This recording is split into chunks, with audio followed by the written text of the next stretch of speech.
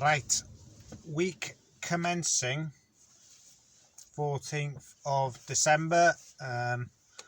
So quickly on my fuel prices, BWOC, POC card, actually getting sick of that now, 92.2 pence, which is 110.6 with the VAT. UK fuels, which is the one I haven't used for a while, the first card I got, 93.9 pence, which is 112.7 pence with the VAT. So the difference with the VAT is 2.1 pence. So they're getting a lot closer. I think UK fuel have actually generally dropped their price now. The block price has gone up a fair bit. But I don't know if that's just in line with the general increase in price that we're seeing on the forecourts. Interested to know what people are getting with Block card or any other key fuels cards, base one like Morgan Fuels or whatever. Quite a few of them that use that network. Seems to be the cheapest. Yep, so that's fuel price for the week. It's actually Tuesday evening now. I've been on the Multidrop these first 2 days. I've booked in for these 2 days, and I've said I'll do it till the end of the week because it's working out all right now. Yesterday was a bit longer than today, but on average it's about 9 hours from getting to the depot to dropping back off in the evening. Money's alright, and it's working out at about 160 a mile at the moment. Obviously I don't get quite so many miles per gallon like I said last week, about 37ish, but even taking that into account, it works out quite well doing that.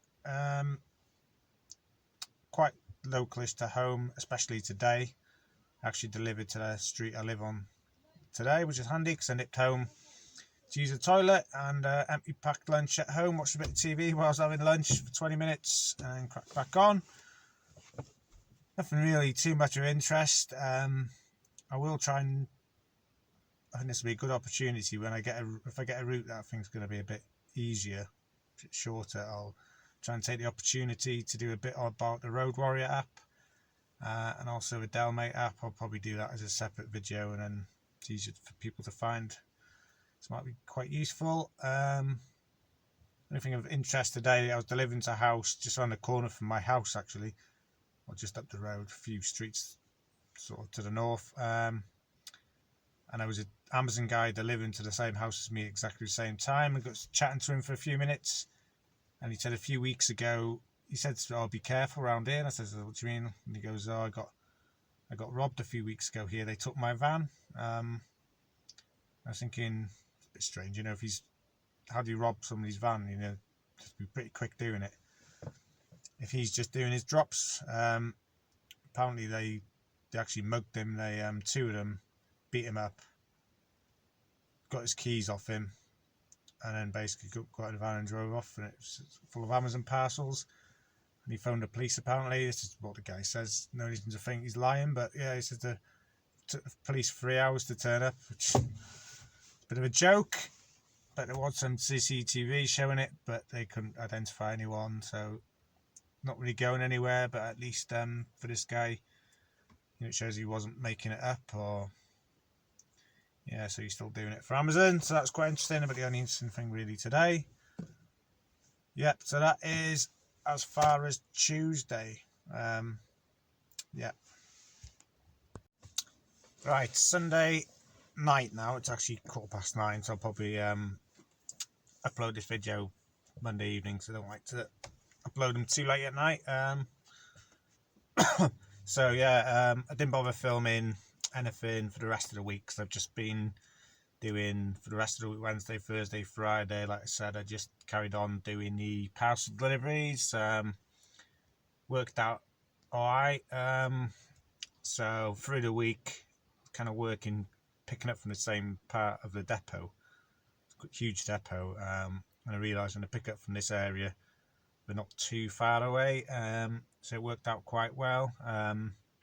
Tend to do like 90 to 110 miles a day. Usually done within 9 hours. Thursday was a bit of a nightmare, relatively. I was a bit further away. I was in like Wolverhampton area. Willenhall, then Wolverhampton, and in Wolverhampton I found I was delivering to tower blocks, which take a lot of time. Absolute nightmare, tower blocks. I did a fair few of them when I was doing the government food deliveries to people shielding, and I was just an absolute pain in the backside. Also delivered to hospital that day, Wolverhampton Hospital, and it took me must have been on site about half an hour trying to find, because it's huge as well, and trying to find where deliveries are, and I eventually found it, and there's just very poor signage and stuff, so if you don't know it, it's an absolute nightmare. So yeah, and then Friday turned out really good. I was finished delivering before it got dark, so about 4:10 I did my last drop, which is always nice, because it's doing multi-drop in the evening isn't great. I found when I'm doing Amazon Flex, it's generally alright, because the navigation's so good within their app. It literally, the pin's on the house, so you just go to exactly where the pin is. You can't really go wrong. But doing it this way, obviously I'm just working off a postcode and a house number or name, and then unless I go into a Delmate app for every one, if it's a number, I won't. You just rock up to a street and it's hard to spot numbers as you're driving along. But yeah, it just makes it more difficult when it's dark, so it's quite nice to finish before it got properly dark. So yeah, Friday, but that's kind of, for me, that's like multi-drop for you. One day it could be a complete nightmare and I'm thinking, what the hell am I doing this for? So I just go back on light haulage, and then the other days it works out pretty well and you just crack on, good pace, but without rushing around the hedges ticking, and you get it done, and you earn a lot better sort of pounds per mile. So somewhere probably on just north of £1.50 a mile this week, I think it is, on average. So yeah, around the 150 mark, so that's pretty good. But yeah, just probably sound a bit like a negative Nelly here, but interesting to know anyone who else has done multi-drop. What do you find annoying about it? Since I've been doing it, this particular gig, because it's on paper manifest and they can't sign for it because of COVID still, I have to ask them their name and write their name on the manifest. And when I delivered it, and what's really winding me up this time is I have to ask people, obviously, ask them their surname and first initial. So I was deliver it and say, can I have your surname and first initial, please, to put on the paperwork? And they're like, quite often they'll go, I don't know, who's it for? And then they'll look at the address label and it's like, it doesn't matter who it's for, I'm delivering it to you, you're taking it, I need to put your name. Obviously I don't say it this way to them, but that's what I'm thinking. I need your surname, you're taking it, and your first initial, please. That really annoys me. Get it all the time. And then I had one this week, said, can I have your surname and first initial? Daniel. That sounds like a first name to me. Is that your surname? Daniel's fine, mate, just put Daniel down. Well, kind of like getting miffed with people, because I'm asking because that's the information I need, and who's he to say it's kind of like it's all right to put just the first name down? But I said, whatever, mate, and I just made a surname up. But not worth getting into a thing with people. But yeah, just people that annoy you, dealing with the general public, which if you're doing haulage off of CX, it tends to be from business to business, and you're dropping off in goods in words, and people know what they're doing, and you're in and out. But dealing with general public, yeah, so interested to know what annoys people about general niggles for doing multi-drop. Kind of got a bit on my nerves this week towards the end of the week, but thankfully Friday turned out to be a good day. Yeah, so that was a week, and just a bit more. Obviously last week I'm thinking about changing my van in the new year, late February, when my insurance is due.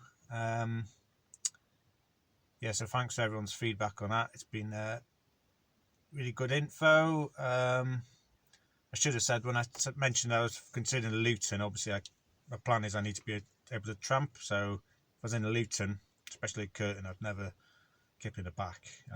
That's just too far out there. So what I was thinking, if I do get a Luton, would be either one of them, get a sleeping pod for above the cab, You can buy them ready-made. I've looked online, they kind of range from 1,500 plus the VAT up to nearly £3,000 plus the VAT. There's a company in Cannock that does them for like 1,500 plus the VAT. Not far from me. That's not including fitting or anything, that's just for the part, just for the actual pod and all fittings and stuff. So that's an option. But the problem I'm thinking with, if I go that way, it's got the most earning potential for doing light haulage, but never going to do multi-drop in that. So it'd be kind of like going away from having that option. And I think at the moment, with the way things are, I think there's always going to be a demand for multi-drop in the coming years. I don't know how busy the CX is going to be for general haulage, so kind of need to stick with a panel van. So I'm still definitely thinking about a larger panel van. Interesting to see what people's response is about, does a long wheelbase have to be 4 meters? And people say no, I've got a Transit 3.5 meters. Some saying I got a Sprinter 3.2 and I bid and do mostly long wheelbase work. Masters, Renault Master, Nissan MV400 and the L3 Ducato. What's the other one? Relay and Boxer. They're like all 3.7 meters, so that's probably what I'd go for. I might still consider going extra long wheelbase, but I'd go for a long wheelbase van. I think I'll still use it as my personal vehicle, and going to 4 meters or longer might be a bit too much of a stretch. Still thinking, pondering that one over. Yeah, something to ponder over the new year, Christmas. Maybe start looking for a van late January, early Feb, I'm thinking. Somebody did mention new vans. You can get a new Citroen Relay, get the L3 for 18 grand new. If you look online, you can get the L4 extra long wheelbase for another £1,019, so that's pretty good. But I'm kind of going towards getting a van that's maybe 2 or 3 years old, 50,000 or less miles, looking to keep it, and then I can just do the maintenance on it myself, do most of the servicing myself, keep costs down doing that. And I quite like tinkering my own vehicles rather than having to get it done by a garage and maybe a dealer in order to keep the warranty and all that stuff. And then I'll also definitely get a night heater, so going into next winter, definitely want a night heater and that option to keep in a van. So yeah, I've been looking at options for that. So yeah, thanks for everyone's input on that. Grateful for that. Partly why I do it is to reach out, put questions out there, and I'll benefit from it, and everyone else who watches the channel, reads the comments, will also benefit from it. Yeah, so thanks for watching. I don't think I'm doing multi-drop again this week, but only Monday to Wednesday, because I haven't got any work on Thursday, because I don't think the parcel place is working. It's Christmas Eve. But I might end up doing it, I don't know, I'll see in a week. So probably just 3 days this week. I'm going to work the 3 days between Christmas and New Year that are available, and then get back, hopefully do this in the early part of the new year as well. And basically I think I might just do it as long as I can in the new year, until we head more towards spring. That'll be quite nice if it works out. Doing okay out of it. I'll just get to stay at home. Yeah, so I don't think I'll do a vlog next week. I've got a few I want to release. Did one this week on Road Warrior. I'm going to release one on my tramping setup, which I've had in a vlog before, but I'll do a standalone video. I might do one on Delmate, which will be a very short one, and then I might do a few cost ones over the holiday period. And I probably won't get back to like weekly summaries and a week in a life until the new year. So with that in mind, thanks for watching, everyone. Have a Merry Christmas. Let's hope 2021 is a better year. I think it will be by the summer once this vaccine kicks in, because let's face it, 2020 has been a bit of a shitstorm. Managed to kind of muddle on, but hopefully in the new year things will pick up, on a work side, and also on the just on the life side and obviously enjoying life more, because yeah, it's a bit shit at the moment this year, isn't it, with the lockdowns and people dying and all that stuff. So hopefully got positive feelings for 2021. So Merry Christmas. Thanks for watching.